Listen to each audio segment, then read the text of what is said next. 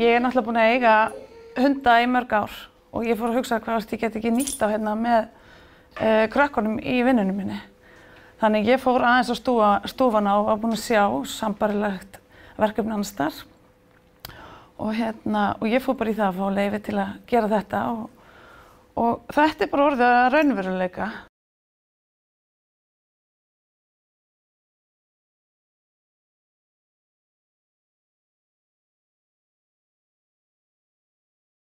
Rosa gaman.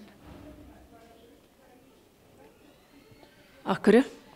Því ég veit það ekki.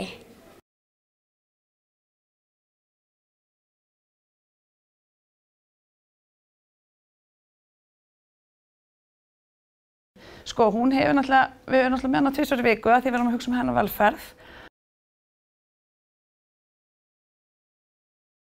Og hún hefur líka alltaf það að krakkarnir vita það að ef hún fer inn í búrið sitt, þá er það bara eins og hennar herbergi. Þannig að þá fær hún bara að vera alveg í friði þar. Var ykkur hræddu við hunda í bekknum? Já, ég var líka pínu hrædd, sko. Mjög. Í fyrstuna. En ertu það ekki lengur? Já, ekki lengur.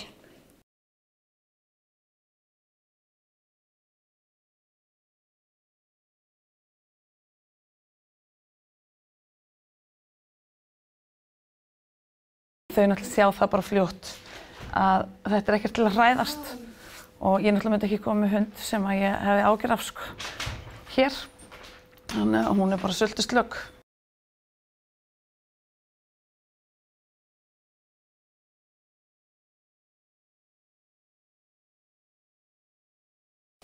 Hún hjálpar okkur að læra. Hvernig hjálpar hún ykkur að læra? Hún er bara skemmtileg og það er gott að hafa hana að sjá okkur. Og hún hjálpar okkur því að liða vel því að bara það að klappa henni og þau til dæmis eru ofta að lesa bara með henni og vinna verkefni. Hún hjálpar okkur að velja viðfangsefni.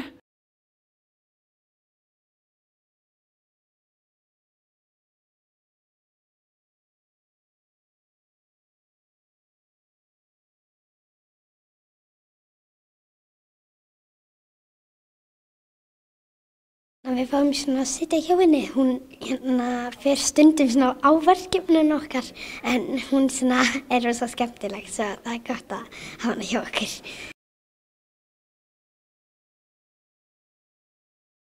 Og skapar ró og í stofunni hjá okkur.